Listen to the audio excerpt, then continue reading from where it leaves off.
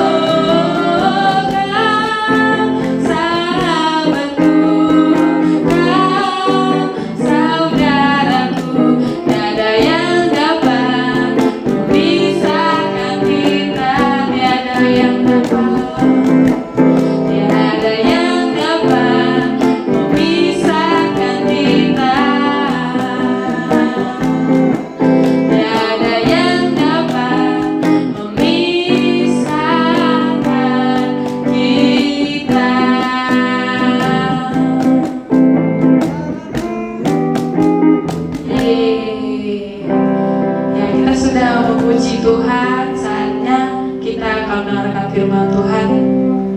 Kita mau siapkan hati kita di hadapan Tuhan. Terima kasih Tuhan Yesus yang baik. Mari sejenak kita hampiri Tuhan saat ini. Kita datang menyembah Tuhan saat ini. Kita naikkan ucapan syukur kita di hadapan Tuhan saat ini. Haleluya Tuhan Yesus yang baik. Dalam segala keadaan kami Engkau sungguh baik Tuhan. Apapun yang terjadi di dalam hidup kami Bapa, kami tahu Engkau Allah yang baik bagi kami Tuhan. Terima kasih Tuhan Yesus yang baik. Haleluya Yesus. Haleluya Yesusku, Tuhanku. Haleluya.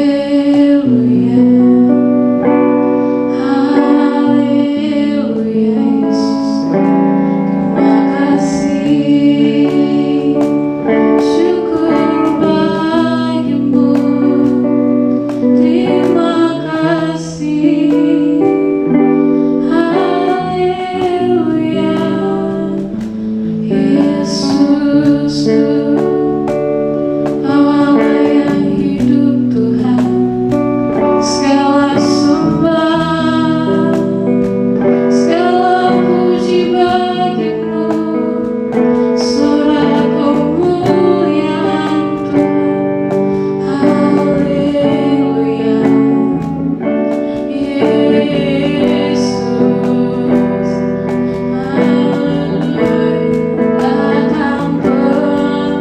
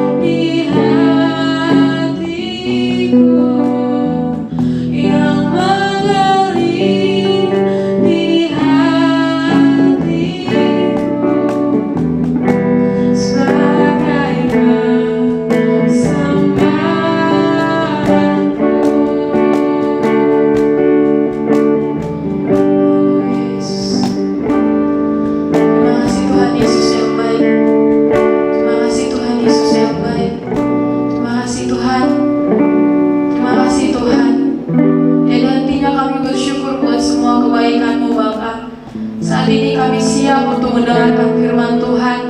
Berkati setiap kami Tuhan. Berkati hamba-Mu yang akan menyampaikan firman-Mu. Berkata-kata Roh Kudus melalui hamba-Mu Tuhan. Berikan kami iluminasi daripada Engkau, biar kami boleh memahami firman Tuhan yang disampaikan hamba-Mu ya Bapa. Ajari kami mempraktekannya di dalam setiap hidup kami Tuhan.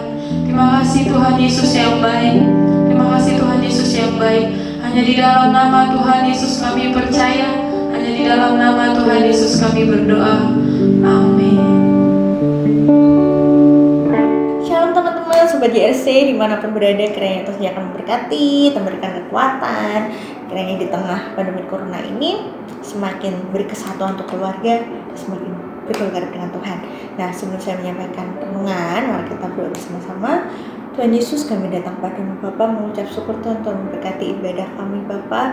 Tuhan sediakan memberkati firman Tuhan, berkati setiap anak muda-Mu yang mendengar dan hamba-Mu yang menyampaikan Bapa, supaya firman-Mu tertanam di hati kami Bapa. Di dalam nama Tuhan Yesus, haleluya, amin.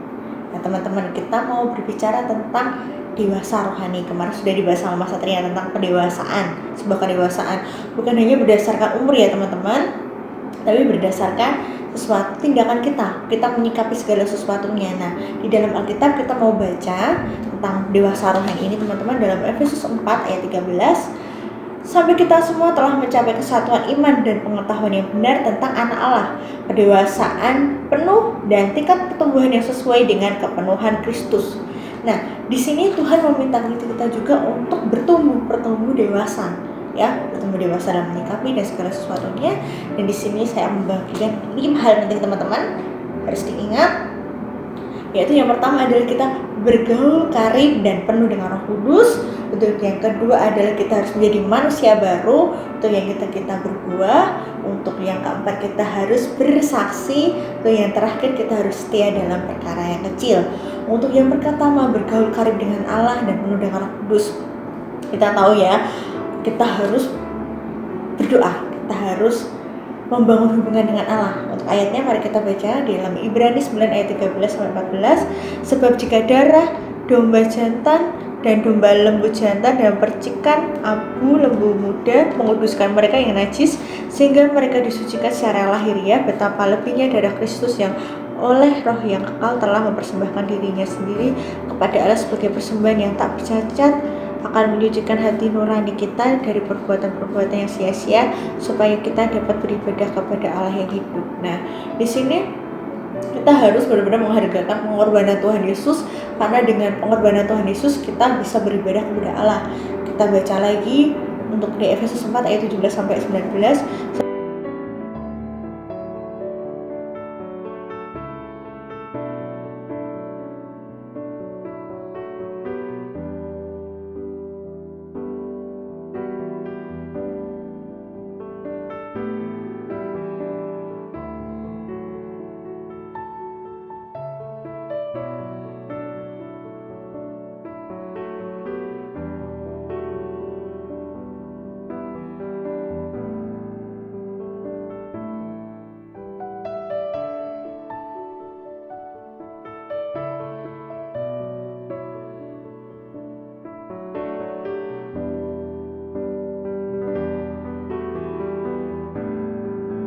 Henok hidup bergaul dengan Allah, lalu ia tidak ada lagi, sebab ia telah diangkat oleh Allah. Di sini benar-benar orang yang hidup bergaul dengan Allah, Tuhan memberikan suatu perbedaan. Tuhan memberikan sesuatu hal yang istimewa teman-teman. Dan bukan hanya hidup bergaul karib dengan Allah, mari kita juga penuh dengan Roh Kudus. Kita membaca ayatnya dalam Yohanes 14 ayat 26. Tapi penghibur yaitu Roh Kudus yang akan diutus oleh Bapamu dalam namaku, dialah yang akan mengajarkan segala sesuatu kepadamu dan akan mengingatkan kamu akan semua yang telah kukatakan kepadamu. Dan di Galatia 5 ayat 25, jika kita hidup oleh Roh, baiklah kita berjalan sesuai dengan Roh. Jikalau kita hidup oleh sebab Roh itu, biarlah juga kita berjalan menurut Roh itu. Roh Allah sudah memberikan kepada kita hidup yang baru. Oleh sebab itu ia jugalah harus menguasai hidup kita. Nah, kita mau menyerahkan hidup kita mau bergaul karib dengan Allah, dan biarlah Roh Kudus sendiri yang memperbarui hidup kita, yang memimpin hidup kita. Jadi saya bergaul karib dengan Allah itu saya kelas 6 SD teman-teman. Di masa sulit di benar-benar Tuhan ambil semua dari kehidupan saya yang sangat teramat enak, dan itu Tuhan ambil semua saya di masa sulit. Jadi background keluarga saya juga muslim, saya sekolah minggu sendiri, dan di situ di sekolah minggu itu benar-benar Tuhan ajarkan saya untuk bergaul karib, dan saya dapat guru-guru sekolah minggu yang luar biasa. Saya pertama di GSC Universitas Emmanuel juga dipimpin, dan di situ saya merasakan perbedaannya teman-teman. Saya bergaul dengan Allah, dan saya sampai nulis jam 10 dari dulu teman-teman, dari sejak saya kecil jam 10.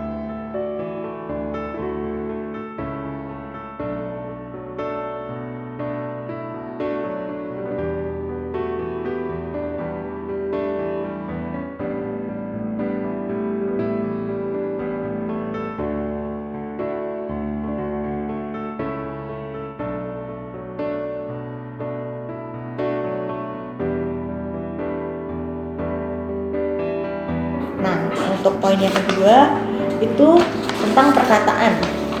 Nah, teman-teman di sini siapa nih yang sering kalau misalnya ini lihat seseorang, misalnya lihat seseorang kita lihat, terus kita nggak tahu tuh, terus kita ya ampun orang itu ngomongin kita, sempat kita kadang-kadang kita udah marah, loh kamu ini, padahal orang itu nggak ngomongin kita, cuma lihat kita aja, kalau cuma lihat kita di situ.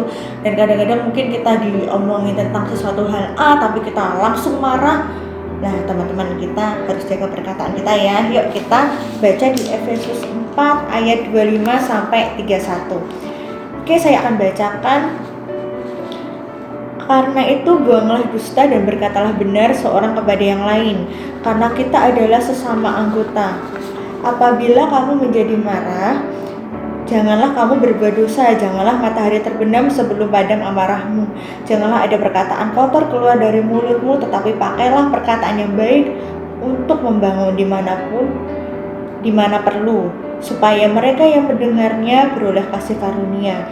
Dan janganlah kamu mendukakan Roh Kudus, Allah yang memeteraikan kamu menjelang hari penyelamatan. Segala kepahitan, kegeraman, kemarahan, pertikaian, dan fitnah hendaklah dibuang dari antara kamu, demikian pula segala kejahatan. Nah teman-teman, di ayat di Efesus ini jelas menerangkan bahwa tentang pikiran kita, tentang perkataan kita harus membuang segala yang kepahitan, segala yang jelek, segala amarah. Kita harus membuangnya. Dan ada ayat lagi yang sangat meneguhkan sekali, dan saya sangat diberkati dengan ayat ini dalam Yakobus 1 ayat 19. Saya akan bacakan. Saudara-saudara yang kukasihi, perhatikanlah ini. Hendaklah tiap-tiap orang cepat untuk mendengar, tetapi lambat untuk berbicara, dan lambat untuk marah. Kamu pun mengetahui yang demikian, hai saudara-saudara yang kukasihi, tapi biarlah tiap-tiap orang pantas mendengar, lambat berkata-kata, lambat marah. Nah, seringkali kita jika ada sesuatu, kita udah langsung ngomong, apalagi kalau cewek ya udah langsung banyak sekali, padahal kita belum mendengarkan keterangan dari teman kita. Kenapa sih kok dia seperti itu? Kadang kita udah marah banget, kadang-kadang kita sama orang tua padahal tanya, kenapa pulang malam? Wah, kita udah marah sekali. Dan di sini benar-benar ayat yang menegur kita, yang membuat kita untuk menjadi lebih baik lagi. Biarlah kita jangan mudah marah, kita janganlah mudah berkata-kata terlebih dahulu. Tapi jika ada sesuatu, selesaikan, baiklah kita menjadi pendengar yang baik. Saya juga pribadi yang dulunya, kalau kenal saya, saya dah. Tapi di sini juga Tuhan bentuk saya untuk dewasa rohani juga di Semarang ini. Di Semarang ini saya dibentuk Tuhan menjadi pribadi yang lebih baik lagi. Sampai kakak saya aja bingung, nggak bingung sih ya, ngomong, kamu beda ya dulu waktu di sini sama di Semarang. Benar-benar Tuhan ubahkan saya, karena di tempat kerja benar-benar Tuhan didik saya untuk tidak cepat berbicara, tidak cepat marah, tetapi lebih sering untuk mendengarkan dulu.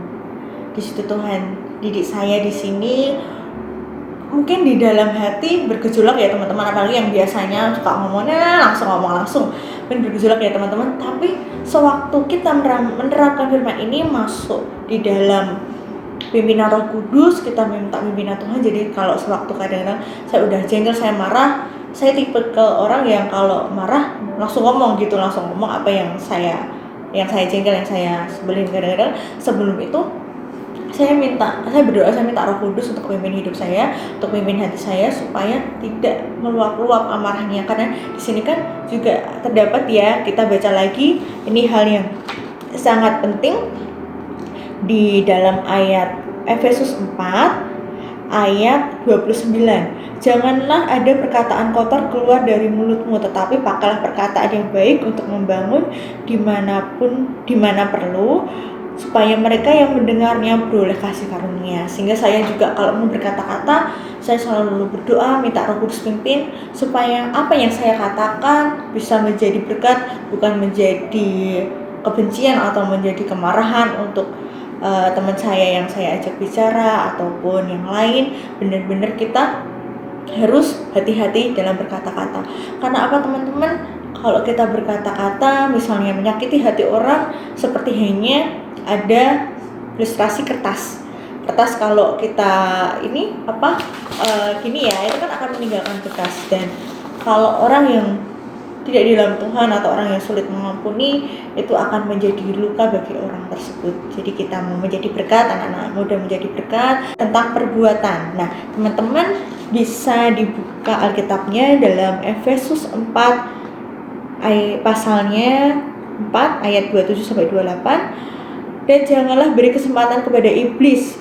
Orang yang mencuri, janganlah ia mencuri lagi, tetapi baiklah ia bekerja keras dan melakukan pekerjaan yang baik dengan tangannya sendiri, supaya ia dapat membagikan sesuatu kepada orang yang berkekurangan. Nah, di sini Tuhan menerangkan juga bahwa orang yang mencuri, janganlah mencuri lagi. Nah, kita harus memperbarui perbuatan kita, kan kita dari pikiran, perkataan, perbuatan. Nah, minta Roh Kudus untuk membimbing setiap perbuatan kita, apapun yang kita mau lakukan. Kiranya yang kita lakukan itu menjadi berkat bagi keluarga kita ataupun menjadi berkat pada orang lain. Janganlah kita, kalau anak muda seringnya saya sendiri seringnya ini ya, terlalu cepat untuk bertindak. Jadi tanpa berpikir, tanpa memikir apapun, wes pokoknya aku ini dulu. Nah, misalnya saya sendiri itu orang yang benar-benar kadang-kadang cepat sekali ini. Nah, waktu dulu juga di masa susah, di masa sulit, saya mengambil keputusan sendiri tanpa benar-benar minta Tuhan. Biasanya dulu saya ngelesi, biasanya kalau saya mau terima les, saya berdoa dulu, Tuhan gimana dengan ini. Nah, benar-benar di situ saya hanya memikirkan, wah main itu dapat tambahan, main. Saya nggak berdoa, nggak bertanya sama Tuhan, nggak apa. Benar-benar saya ambil pekerjaan itu hingga benar-benar full sekali, benar-benar saya lelah, benar-benar saya itu, dan Tuhan benar-benar tegur saya di yang saya ambil les-lesannya itu. Terjadi sesuatu karena saya mungkin capek, anaknya mungkin kayak gitu, jadi saya agak marah sama anaknya, dan sampai anak itu nggak mau les lagi. Dan benar-benar Tuhan itu tegur, benar-benar kita harus menyertakan Tuhan dalam segala perbuatan kita. Kita harus berdoa, minta pimpinan Tuhan, minta pimpinan Roh Kudus. Apa yang harus kita lakukan, kayak dulu saya juga di pekerjaan yang lama sukanya dulu kan nongki kemana, sehingga pernah ada saya melewatkan untuk tidak doa di hari Jumat. Dan di situ saya buru-buru karena mau itu nongkrong bersama teman-teman. Tuhan sendiri yang tegur saya kecelakaan, dan itu kecelakaannya nabrak beca. Dan seperti itu benar-benar Tuhan ingatkan bahwa yuk kita memilih perbuatan yang sesuai dengan kehendak Tuhan. Tuhan memberikan kita kebebasan dalam memilih suatu tindakan, suatu perbuatan. Kiranya Tuhan sendiri yang akan memimpin kita. Mari kita panggil Tuhan dalam setiap tindakan kita, supaya tindakan kita berkenan kepada Tuhan. Ya teman-teman, kita mau menjadi pribadi-pribadi yang istimewa di dalam Tuhan. Mari kita bergaul dengan Tuhan penuh Roh Kudus, lalu kita menjadi manusia baru dalam aspek pikiran, perkataan, perbuatan kita seturut dengan kehendak Tuhan. Nah, untuk yang ketiga, mari kita bersama-sama belajar tentang berbuah. Nah, di sini berbuah itu kita sudah paham ya teman-teman, kita pasti sudah tahu tidak asing lagi dengan buah roh. Nah, buah roh itu juga mempengaruhi ayat 22-23, tetapi buah roh ialah kasih, sukacita, damai sejahtera, kesabaran, kemurahan, kebaikan, kesetiaan, kelemah lembutan, penguasaan diri. Tidak ada hukum yang menentang hal-hal itu. Nah, di sini benar-benar buah roh harus kita kuasai di dalam diri kita. Bukan hanya satu hal ini, bukan yang banyak sekali kita boleh ambil satu, misalnya aku mau ini aja, aku mau kasih aja, bukan teman-teman. Tapi kita harus menguasai buah roh ini, kesembilan buah roh ini di dalam hidup kita. Kita harus mau belajar untuk sukacita, untuk kasih, untuk penguasaan diri, untuk diubahkan Tuhan menjadi pribadi yang mencerminkan tokoh Kristus. Nah teman-teman, kita harus menanamkan buah roh ini. Walaupun jujur kadang-kadang kita sulit ya menahan amarah, tapi yuk kita tetap terus, pokoknya kita hidup bergaul dengan Tuhan, maka Tuhan akan menolong kita untuk memimpin setiap hari kita, memimpin perkataan, perbuatan, dan tindakan kita. Nah, untuk yang keempat, tadi kita harus berbuah ya, kita harus menunjukkan sikap kita sesuai buah roh itu ya. Dan untuk yang keempat itu adalah kita harus bersaksi. Nah, ayatnya dalam Efesus 4 ayat 32. Mari kita baca bersama-sama. Tetapi hendaklah kamu ramah seorang terhadap yang lain, penuh kasih mesra dan saling mengampuni, sebagaimana Allah di dalam Kristus telah mengampuni kamu. Nah, di sini teman-teman kita dipimpin Tuhan untuk kita tetap bergaul dengan Tuhan dan bergaul dengan sesama kita. Kiranya kita tetap mengasihi. Nah, dalam mengasihi itu marilah kita gunakan untuk bersaksi. Nah, ini ada ayat juga teman-teman di dalam Yohanes 15 ayat 27. Tetapi kamu juga harus bersaksi karena kamu dari semula bersama-sama dengan aku. Nah, di sini teman-teman kita diminta Tuhan untuk bersaksi. Bukan hanya keselamatan itu kita terima, tapi mari kita bagikan kepada yang lain. Melalui apa teman-teman? Yang di sini bisa melalui pribadi kita, hidup kita yang mencerminkan Kristus, hidup kita yang ternyata ini ya orang Kristen ya, ternyata ini ya orang yang mengenal Tuhan ya, ternyata ini ya Tuhan Yesus yang mereka sembah ya, ternyata mereka itu orang yang diberkati, orang yang penuh kasih. di situ dari cerminan hidup kita, dari pribadi kita disukai banyak orang, kita masuk dalam segala aspek pergaulan kita menjadi pribadi yang lebih baik, menjadi terang di tengah-tengah pergaulan kita. Di sini kita bisa menceritakan Injil, kita bisa bersaksi, kita bisa menceritakan betapa baiknya Tuhan, betapa proses Tuhan memimpin kita, proses pertolongan Tuhan, proses mujizat Tuhan. Teman-teman, bersaksi itu sangat indah karena benar-benar satu jiwa yang terselamatkan itu benar-benar di ayat Alkitab juga dikatakan malaikat surga bersorak-sorai. Nah, di sini saya juga mau menceritakan dari dulu saya juga berpengalaman untuk bersaksi kepada orang tua saya. Jadi saya walaupun orang tua saya tidak tanya sekolah minggu diajarkan apa, tapi saya terus cerita, Bu, di sekolah minggu saya diajarkan ini, Pak, sekolah minggu saya diajarkan ini. Benar-benar saya cerita dan untuk teman-teman saya juga cerita setiap mukjizat yang Tuhan berikan kepada saya yang telah saya alami. Saya cerita pada teman-teman biar apa kesaksian ini, dan saya menyatakan iman bahwa Tuhan adalah satu-satunya Tuhan yang juru selamat. Saya sampai mari kita itu juga bersaksi serta menawarkan teman-teman mau didoakan, ada teman-teman yang mau didoakan. Itu benar-benar proses dari dewasa rohani, bukan kita yang selalu minta aku harusnya yang selalu didoakan, aku yang seharusnya selalu disebut namanya misalnya oleh pendeta kita, oleh kakak kita, oleh siapa kita. Tapi kita mau dewasa rohani ini, kita mau bersaksi kepada teman-teman dan kita mau berani untuk menawarkan, mendoakan mereka. Karena benar-benar teman-teman, doa adalah kekuatan kita, dan di dalam doa itu kita akan membimbing setiap orang yang kita bersaksi itu lebih dalam lagi untuk mengenal Tuhan. Nah, di sini teman-teman bisa mencerminkan dari dalam diri sendiri dulu, mencerminkan pribadi yang mengenal Tuhan, sehingga teman-teman yang lain juga bisa melihat, oh, ini adalah pribadi yang hidup di dalam Kristus. Nah, untuk hal yang selanjutnya teman-teman, poin yang kelima adalah setialah dalam perkara kecil.